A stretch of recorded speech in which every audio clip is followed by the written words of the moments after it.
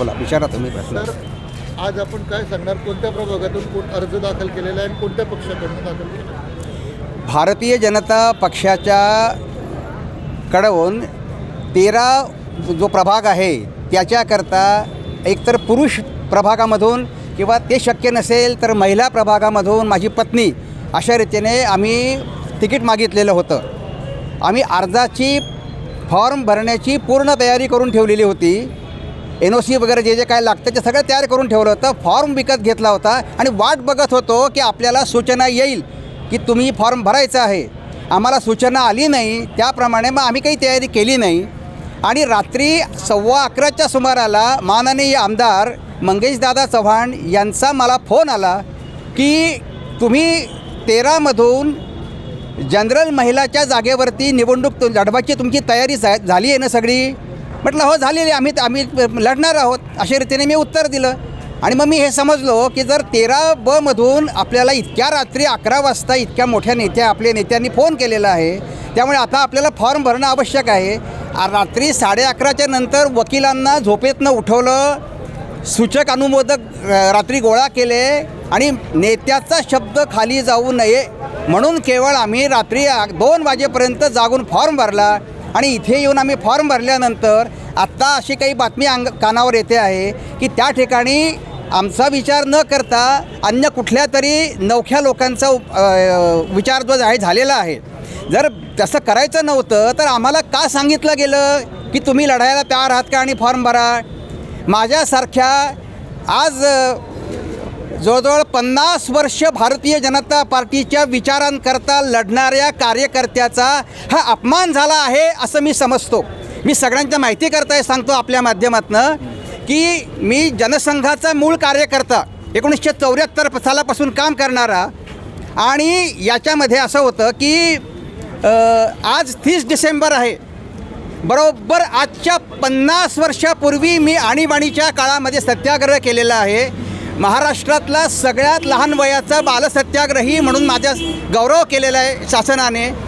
आणि माझी ही जर पक्षाचं काम करणारा एक निष्ठावंत कार्यकर्ता आहे. मला सांगितलं गेलं की तुम्ही तयारी करा रात्री 11 वाजता. आणि नंतर हा जो काही प्रकार झालेला आहे याच्याने अतिशय दुःख झालेलं आहे. हेची फळं काय मम तपाला. गेले 50 वर्ष माझ्यासारखा एक कार्यकर्ता निष्ठेने काम करतो आहे, ते तुम्ही अशा रीतीने फसगत करायला नको होती आमची, असं माझं स्पष्ट मत आहे. मी भारतीय जनता पक्षाचा ज्येष्ठ कार्यकर्ता आहे. मला नाही वाटत की 50 वर्षापेक्षा कोणी कार्यकर्ते या ठिकाणी सक्रिय असतील आत्ता. आणि माझ्यासारख्या कार्यकर्त्याला सांगून का असं केलं, तुम्ही सांगितलं का नाही सकाळी मला की इथे वाटाघाटीमध्ये ह्या जागा गेलेल्या आहेत, तुम्ही फॉर्म भरू नका असं सांगितलं असतं तर आम्हाला काही वाटलं नसतं. पण सांगून हा जो प्रकार झालेला आहे या सगळ्या प्रकाराची मी आमचे नेते गिरीश भाऊ महाजन यांच्याशी बोलणार आहे. आणि मला नक्की खात्री आहे की माननीय गिरीश भाऊ माझं काही कैफियत आहे ती ऐकून घेतील. कारण माझी निष्ठा, माझी एक नेता म्हणून जो आहे ते सर्वोच्च नेते आत्ता जिल्ह्याचे आपले सगळे जे आहेत ते गिरीश भाऊ महाजन आहेत. पण ही झालेली फसगत जी आहे ही जिव्हारी लागलेली आहे. सांगायचं होतं ना की फॉर्म तुम्ही भरू नका, वाटाघाटीमध्ये जागा दुसरीकडे गेली, आम्ही काही वेगळा निर्णय घेतला आहे हे सांगायला असतं तर आम्ही हा प्रकार केला नसताना इथे आलोही नसतो. दादा एकीकडे निष्ठावंतांना डावललं जाते का निवडणुकीत? आता हा जो विचार आहे हा विषय निष्ठावंतांना डावलण्यापेक्षा निष्ठावंतांची क्रूर चेष्टा. का आम्हाला सांगितलं की फॉर्म भरा म्हणून? ठीक आहे, रात्री सांगितलं असेल त्यावेळेला वाटाघाटीचा वेगळा विषय असेल, सकाळी काहीतरी त्याला वेगळं वळण लागू शकतं, मी मान्य करतो. राजकीय पक्ष हे होऊ शकतं. आणि अशा अवस्थेमध्ये सकाळी किमान मला फोन करायचा ना की आपलं काल बोलणं झालेलं आहे पण भालेराव अशा बदल झालेला आहे, आम्ही आलो नसतो आणि फॉर्मही भरला नसता. सर म्हणजे भाजपने फक्त असं ठरवलेलं आहे का की जो विजय उमेदवार येईल त्यालाच तिकीट द्यायचं? त्याची मला काही कल्पना नाही. आता तुम्ही याबद्दल त्यांना सांगितलंय का की असं हे सिच्युएशन झालेली आहे? नाही, अजून माझं कोणाशीही चर्चा नाही. पण आत्ता जे समाज माध्यमांमध्ये त्या 13 नोव्हेंबरच्या प्रभागाबद्दलची जी चर्चा आम्ही ऐकतोय किंवा तिथे तिकीटं कोणाला दिले गेले आहेत, युतीमध्ये काय आहे, हे ऐकल्यानंतर अतिशय मनस्ताप झालेला आहे माझ्यासारख्या कार्यकर्त्याला. भाजपमध्ये भाजपमध्ये आपण पहिले एक कार्यकर्ते आहात आता की ज्यांनी उघडपणे थेट आज जी निवडणुकीवर जी कार्यपद्धत जळगाव शहरात सुरू आहे त्यावर आपण एक आवाज उठवत आहे. नाही, मी आवाज उठवत नाही आहे. मी तुम्ही जे विचारलं त्याला उत्तर देतो आहे आणि माझ्या मनातली जी ही जी खतखत म्हणता येणार नाही त्याला, परंतु जी बोच आहे, जो अपमान झाला आहे धडधडीत इतक्या वर्षाच्या कामाचा, तुम्ही सांगायला नको होतं की फॉर्म भरा. आणि जर सांगितलेलं आहे तर ठीक आहे, सकाळी उठून सांगायला पाहिजे होतं की बा तुमचा विषय बंद झाला आहे, तुम्ही काही पुढे जाऊ नका. आम्हाला काही वाटलं नसतं. अरे मी निष्ठावंत कार्यकर्ता आहे. जेव्हा कोणी नव्हतं या भाजपमध्ये जळगाव शहरामध्ये झेंडा उचलायला, तेव्हापासून मी काम करत आलेलो आहे. मला काही वाटलं नसतं ना. तुम्ही दुपारी भालेराव साहेब, तुमची जी ऐतिहासिक पार्श्वभूमी आहे तर तुम्ही जवळपास 51 वर्षापूर्वी बाल सत्याग्रही म्हणून तुम्ही तेव्हापासून सेवाकार्य सुरुवात केली. त्या घटनेला आज 50 वर्ष झालेली आहेत माझ्या त्या सत्याग्रहाला, आणि त्याच दिवशी हा अपमान होतो आहे. हे प्रचंड जिव्हारी लागलेला विषय आहे हा. तुम्ही दुपारी किती वाजता आले होते? दुपारी किती वाजता आले होते कुठे? इथं महानगर? इथे दुपारी 2 वाजेपर्यंत मी इथे पोचून गेलेलो होतो. सर 13 नंबर से किसके लिए फॉर्म भरने वाले? आपके यहाँ से किसके लिए फॉर्म भरने जाने वाले थे? तुम्ही स्वतः की नाही, पत्नी माझी.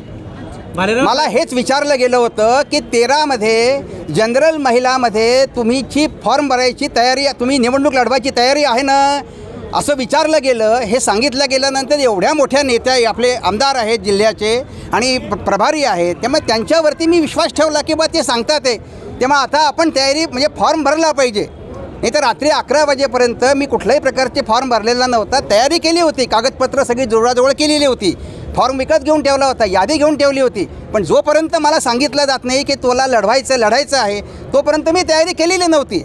आणि सांगितल्यानंतर मी तयारी सुरू केली. एवढं ज्यांचं पक्षामध्ये काही योगदान नाही त्यांना उमेदवारी दिलेली आहे, त्याबद्दल काय बोलला? मी फक्त माझं जी क्रूर चेष्टा केलेली आहे त्याच्याबद्दल बोलतोय. कोणाला तिकीट द्यायचं नाही द्यायचं हा पक्षाचा विषय आहे, त्याच्याबद्दल मी अजिबात बोलणार नाही. तो निर्णय पक्षाचा आहे आणि त्याच्याशी मी बांधलेला आहे. आत्ता त्या ठिकाणी माझं इथपर्यंत म्हणणं आहे की त्या ठिकाणी ज्या कोणत्या म्हणजे उमेदवाराला भारतीय जनता पक्षाने समर्थन तिकीट दिलेलं असेल त्याचा प्रचार मी उद्यापासून तिथे जाऊन करणार आहे. कारण मी पक्षाची बांधिलकी मानतो, व्यक्तीशी नाही.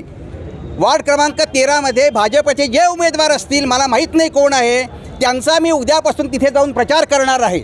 भालेराव साहेब, आपण इतकी उदात्तपणाची भावना इथं व्यक्त केलेली आहे, पण कोणी ना कोणी कुठला तरी घटक असेल किंवा व्यक्ती असेल ज्याच्यामुळे तुमचं तिकीट डावललं गेलं आहे. काय वाटतं तुम्हाला, नेमकं कोण व्यक्ती किंवा एखादा घटक असेल? कोणीतरी असेलच ना.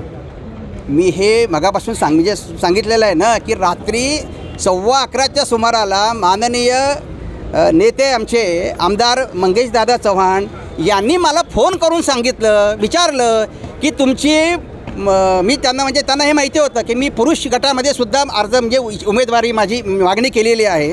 पण त्यांनी जेव्हा मला असं विचारलं की तुम्ही महिला प्रभागामध्ये जनरल महिलामध्ये लढण्याची तुमची तयारी आहे का, असं सांगितलं गेलं ना, याचा अर्थ काय घ्यायचा की पुरुषमध्ये आपल्याला मिळत नाही आहे, महिलामध्ये आपल्याला मिळू शकतं आहे आणि त्याप्रमाणे आम्ही तयारी केली. पूरा रोष आपका मंगेश चव्हाण जी पर है. माझा कोणा व्यक्तीवरती रोष नाही आहे. तुम्ही आमदार साहेबांशी काही त्यांच्याशी अजून संपर्क झालेला नाही आहे. सकाळी त्यांना जेव्हा मी फोन करायचा प्रयत्न केला तेव्हा त्यांचा फोन स्विच ऑफ आला. मी त्यांच्या सन्माननीय जे PA आहेत त्यांच्याशी कॉन्टॅक्ट केला होता. ते म्हणाले की मी दादांकडे गेल्यानंतर त्यांना तुमचा निरोप सांगतो की मला दादांशी बोलायचं आहे. म्हणजे मला असं म्हणायचं होतं की बा अजूनही जर असेल तर सांगा मला, मी भरत नाही, मी पुढे जात नाही, असं सांगण्याकरता मी संपर्क केला होता. बरं, गिरीश भाऊ तिथे नाशिकमध्ये अतिशय बिझी असल्यामुळे माझा त्यांचा संपर्क होऊ शकला नाही. राजू मामाशी काही कॉन्टॅक्ट नाही. आता एका कोणीतरी आपल्याला ते प्रभाऱ्यांनी सांगितलेलं आहे, त्याच्यामुळे मग मी त्यांच्यावरती विश्वास ठेवला. पण मी उद्यापासून भारतीय जनता पार्टीचे त्या प्रभागातले असो किंवा जळगाव शहरातले कोणत्याही प्रभागातले जे कोणी उमेदवार असतील त्या सगळ्या उमेदवारांचा प्रचार निष्ठेने करणार आहे आणि त्यांना निवडून आणणार आहे. धन्यवाद. ठीक आहे.